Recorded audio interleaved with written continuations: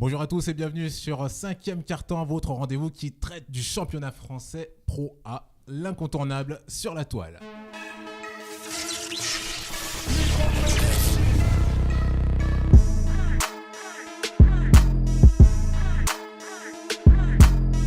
Merci à vous de nous suivre pour cette nouvelle émission, donc 5e Quart-Temps, votre rendez-vous hebdomadaire.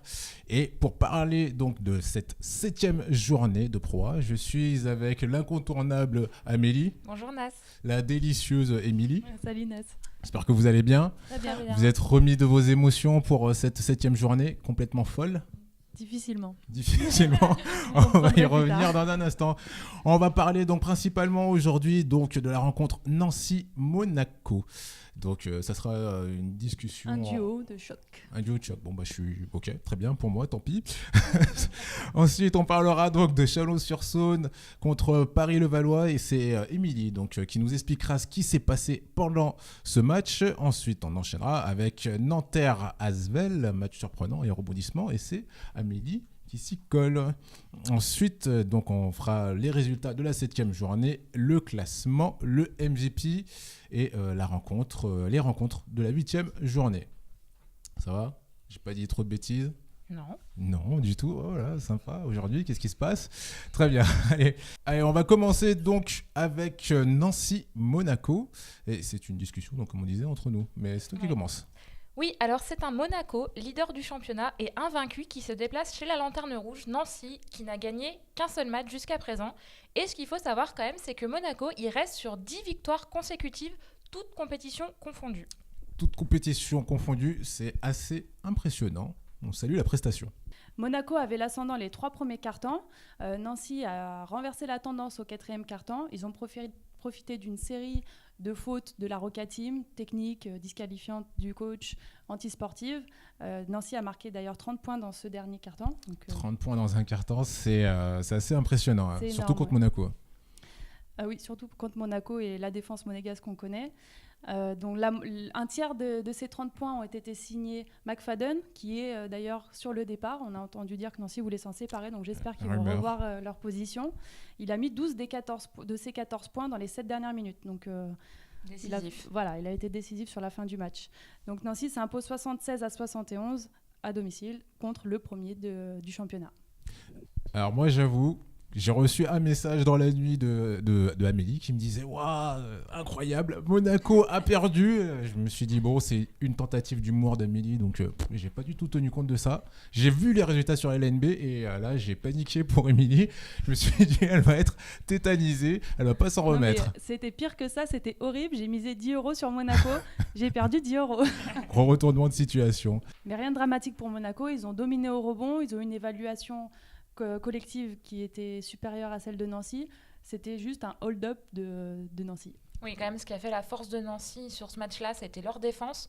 Ils ont limité Monaco à 71 points, donc c'est quand même une belle performance de limiter le premier à ce score-là. Ils ont aussi fait déjouer Monaco sur leur adresse. Ils n'ont pas eu une adresse exceptionnelle sur ce match. Et en plus, vraiment, ce qui a fait pencher la balance pour moi, c'est le public de Nancy qui a bien poussé son équipe. Alors, n'hésitez surtout pas à nous dire vos commentaires, ce que vous pensez de cette rencontre. Est-ce que vous pensez que Monaco, c'est fini pour eux, c'est la fin de leur règne, ou est-ce qu'ils vont se ressaisir ? Je suis curieux de lire vos réactions. Autre match, donc on a Chalon-sur-Saône contre Paris-Levallois, et c'est Émilie. Alors pour resituer un petit peu, les deux équipes sont à 4 victoires, 2 défaites. La petite particularité, c'est que Paris n'a pas encore réussi à gagner à l'extérieur. Donc ils y allaient en mode fébrile. On va tout casser, quoi. Remonter donc, d'accord, très bien. Il fallait quand même s'imposer à l'extérieur. Mais l'élan Chalon a fait une très bonne première mi-temps. Ils ont dominé dans les 2 raquettes. Ils ont été très présents dans la raquette. 3e quart-temps, ils se sont assurés une bonne assise. Ils étaient à plus 23 points. Mais Paris revient à moins 8 à 5 minutes de la fin. Donc tout est encore jouable, les joueurs y croient encore. Mais Chalon a contrôlé toute la fin du match et il s'impose 85-70 avec plus 15. Donc, les 27 points de Jason Rich, le double-double de Vincent Poirier n'ont pas permis aux Parisiens de remporter leur premier match à l'extérieur. Dommage. Donc c'est encore à tenter. Côté chalonnais, on a eu un beau trio. Fall, Robertson, Clark. Mustapha Fall a d'ailleurs fini MVP de la rencontre. Il a dominé la raquette. L'équipe chalonnaise finit à 100 d'évaluation, donc c'était une belle victoire collective. Tous les joueurs ont fait leur taf, en fait. Oui, ils ont fait leur travail, oui, effectivement. Avec un léger bémol sur la rotation, qui a été un petit peu inefficace par moment. Ce que je veux dire, c'est que le banc, il n'apporte pas assez. Le coach est obligé de remettre ses titulaires rapidement parce que le banc ne suit pas trop, hein. Voilà. D'accord. Mais bon, c'est une belle victoire dans l'optique de la Leaders Cup. Oui, donc la Leaders Cup, pour ceux qui ne savent pas ce que c'est anciennement la Semaine des As. C'est un tournoi qui arrive à mi-championnat. Donc, c'est les 8 premières équipes du championnat qui se rencontrent pour remporter ce trophée. Donc, c'est un trophée officiel.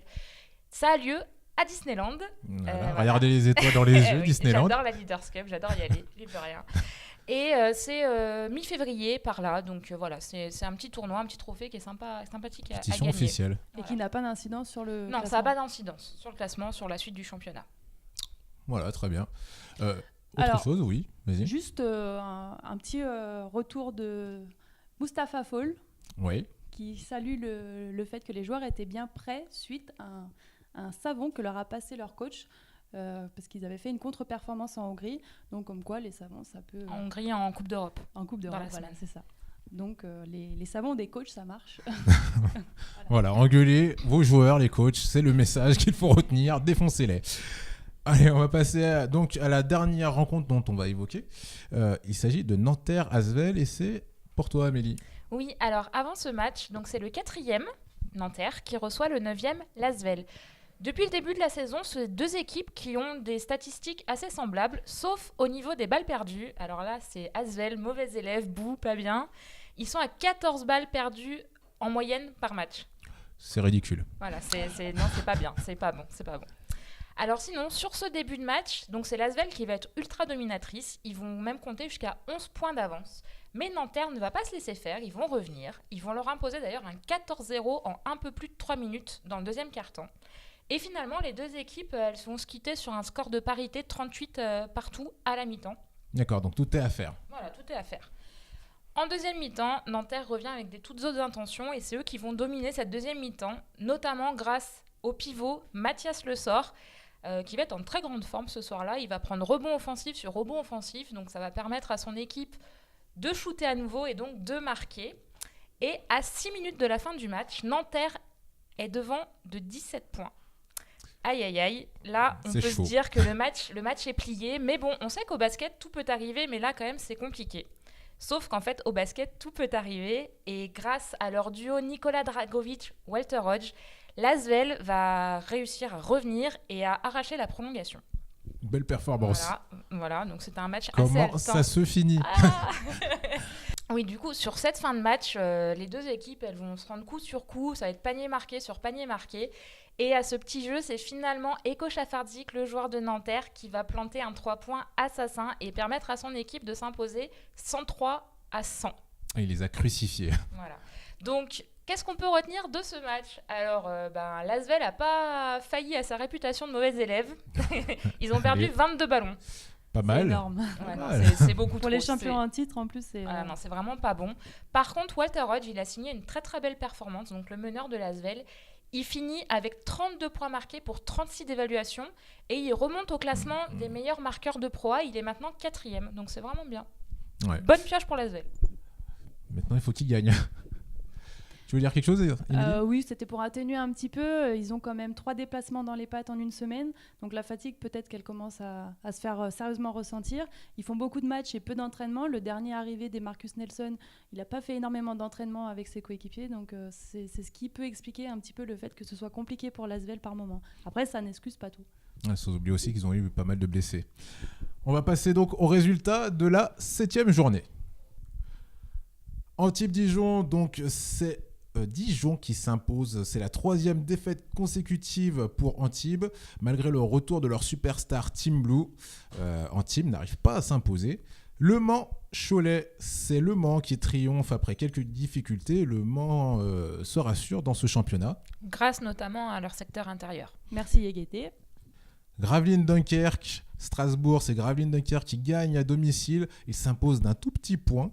Limoges-Châlons-Reims, c'est Limoges qui triomphe à domicile. Grâce notamment à leur adresse à 3 points.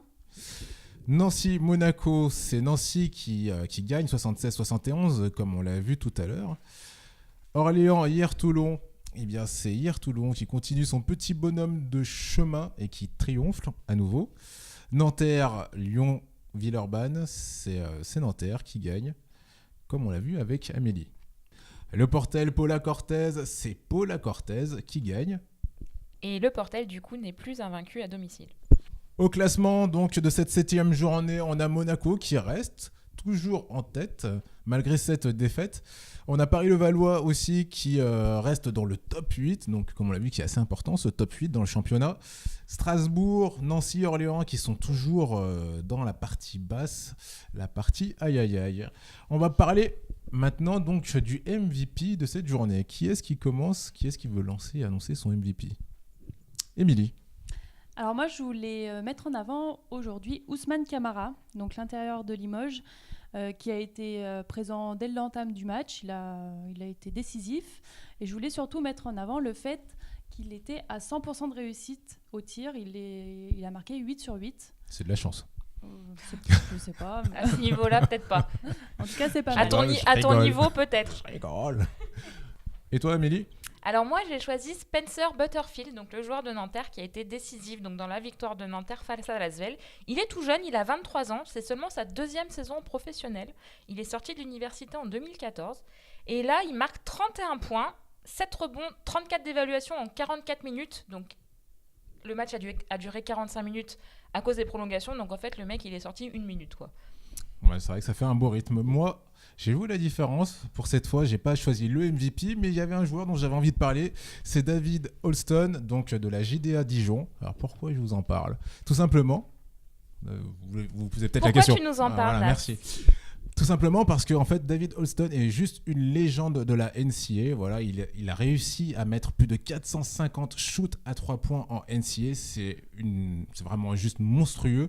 C'est le 3e plus gros scoreur à 3 points Tu de peux la NCAA. peut-être nous préciser qu'est-ce que la NCAA ? La NCAA, c'est le championnat universitaire américain. C'est la 2e plus grosse audience aux États-Unis après le Super Bowl. Donc voilà, c'est quelque chose de très important. C'est quelqu'un qui est vraiment reconnu là-bas. Et donc sur cette journée, il a fait 12 points, un rebond, 5 passes décisives, 4 interceptions et il a fait 3 fautes. Mais voilà, c'est quand même important de souligner que dans ce championnat, on a quand même des personnes de renommée. Et pour finir donc cette émission, on va parler des matchs à venir pour cette 8e journée. Amélie. Oui, alors match moi, que tu conseilles ? j'ai choisi Chalon-sur-Saône-Limoges. C'est samedi à 18h30 sur SFR Sport 2. Toi, Émilie ? Moi, ça sera Dijon-Nanterre vendredi soir. Malheureusement, il n'est pas diffusé. Puisque vous me le demandez, pour moi, ça sera Paris-Levallois-Le Mans. Écoutez, on arrive à la fin de cette émission. Merci à vous, mesdames, pour toutes ces informations. Quant à vous, n'hésitez surtout pas à vous abonner, à liker et à nous laisser vos commentaires. On se retrouve la semaine prochaine pour de nouvelles aventures. Ciao, ciao.